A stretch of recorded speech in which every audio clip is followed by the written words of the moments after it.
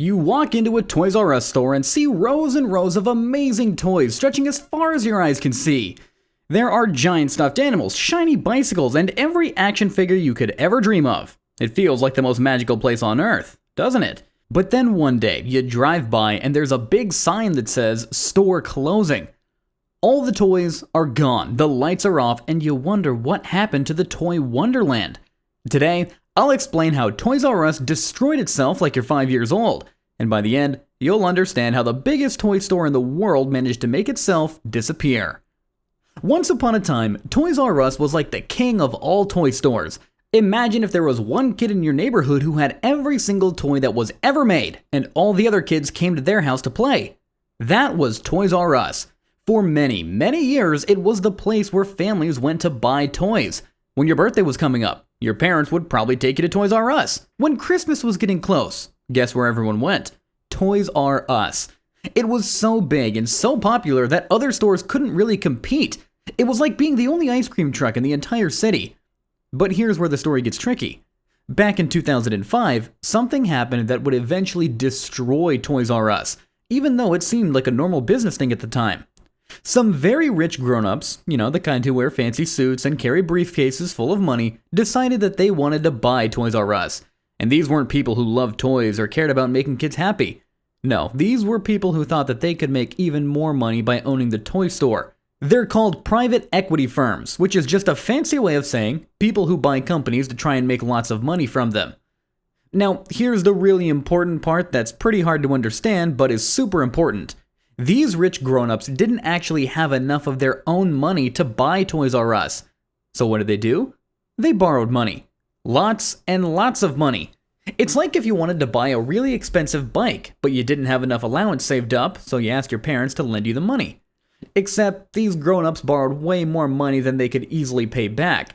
They borrowed about $6 billion. That is more money than you could count if you spent your whole life counting. But here's the sneaky part. When you borrow money from your parents to buy a bike, you have to pay them back with your own allowance money, right? Well, these rich grown-ups did something different. They made Toys R Us responsible for paying back the money that they borrowed to buy Toys R Us. It's like if you borrowed money from your neighbor to buy your friend's lemonade stand, but then you told your friend that the lemonade stand had to pay back the money that you borrowed. That doesn't really seem too fair now, does it? But that's exactly what happened.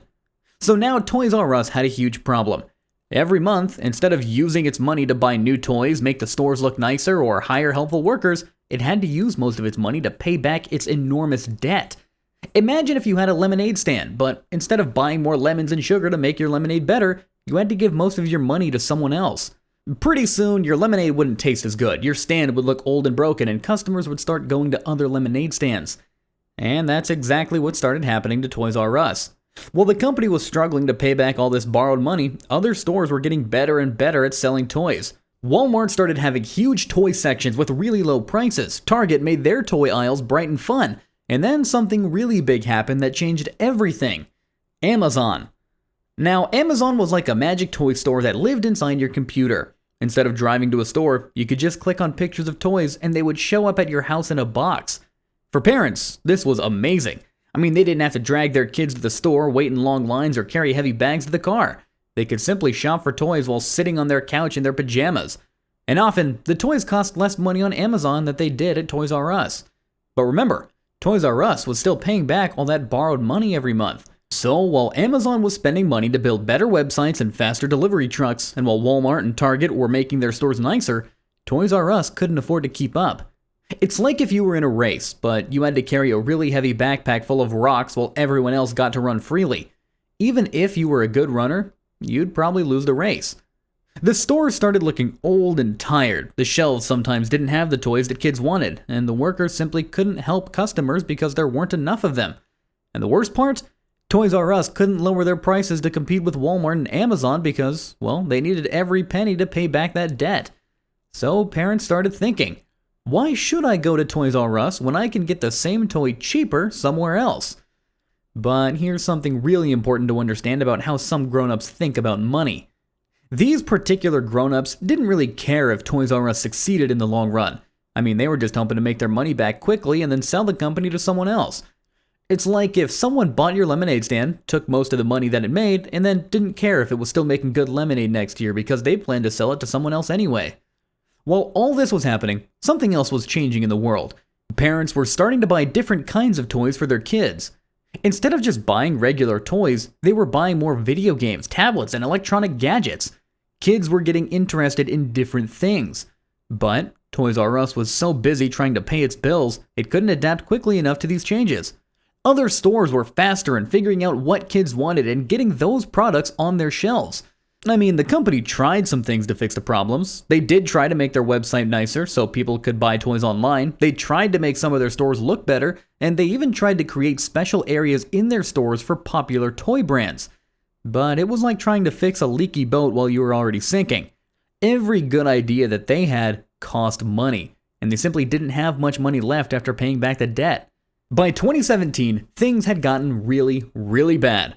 Toys R Us was like a person who borrowed too much money and simply couldn't pay it back anymore. And when this happens to a company, there's a special process called bankruptcy. It's like when you owe your friend $5, but you only have $2. So you've got to figure out a way to make things fair. The company goes to a special court and says, "We can't pay back all the money we owe. Can you help us figure out what to do?" Sometimes, bankruptcy can actually help a company. The court can say, "Okay, you don't have to pay back all that money right now. Instead, use your money to make your business better, and then pay back what you can later." But for Toys R Us, it was too late. They'd simply waited too long, and too many customers had already started shopping somewhere else. The people who lent money to Toys R Us said, "We don't think this company can ever make enough money to pay us back. We want to sell everything and give us whatever money you can get." So, Toys R Us had to start closing stores. First, just a few stores, then more stores, and finally, almost all stores in America. It was really sad for a lot of people. I mean, kids who loved going to Toys R Us couldn't go anymore. Workers who had jobs at these stores lost them, and parents felt sad because they remembered going to Toys R Us when they were kids, and now they couldn't take their own kids there. But here's something interesting. In some other countries, Toys R Us stores are still open, and that's because those stores didn't have the same money problems as the American ones. The debt problem was mainly an American problem, caused by those rich grown-ups who borrowed all that money. Some people tried to bring Toys R Us back to America. I mean, they opened a few small stores and then tried to make them special and fun, but it's really hard to rebuild something after it's been broken. It's like if your favorite playground got torn down. Even if someone built a new playground in the same spot, it might not feel exactly the same. The story of Toys R Us teaches us something important about money and business.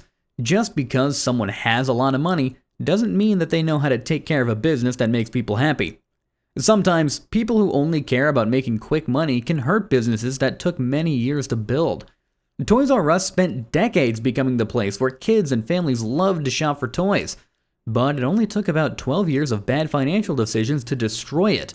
It also shows us how the world can change quickly. When Toys R Us first became popular, there was no internet shopping. I mean, families had to go to physical stores to buy toys. But as the world changed and new ways of shopping became popular, companies needed to change as well. Companies that couldn't change fast enough, especially companies that were already struggling with money problems, they got left behind. But the saddest part is this didn't have to happen.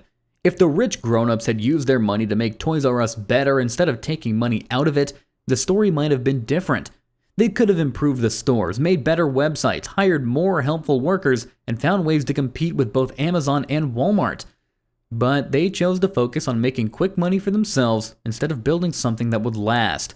Today, when you want to buy toys, you probably go to Target or Walmart, or you ask your parents to order them online. And sure, that works fine, but there was just something special about walking into a giant store that was filled with nothing but toys. It felt like walking into a wonderland where anything was possible. And that feeling is a lot harder to find now, and that's the real thing that was lost when Toys R Us disappeared. So, there you have it. The story of how Toys R Us destroyed itself. It wasn't destroyed by a fire or a storm, or because people stopped liking toys. It was destroyed because some grown-ups made bad decisions with money, and then couldn't fix those decisions fast enough when the world started changing.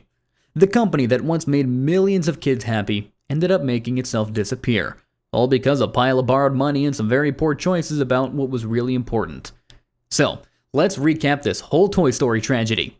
Toys R Us was the king of toy stores until some fancy suit-wearing grown-ups borrowed way too much money to buy it, then made the toy store pay back money it never borrowed in the first place. While the store was busy paying back the unfair debt, Amazon swooped in like a digital toy-stealing ninja, and other stores got better at selling toys. Toys R Us, they simply couldn't keep up, because all of its money was going to pay bills instead of making the store awesome. And eventually, it went bankrupt and had to close almost all of its stores. Now go forth and remember that sometimes the biggest disasters come from the fanciest boardrooms, not the toy aisles.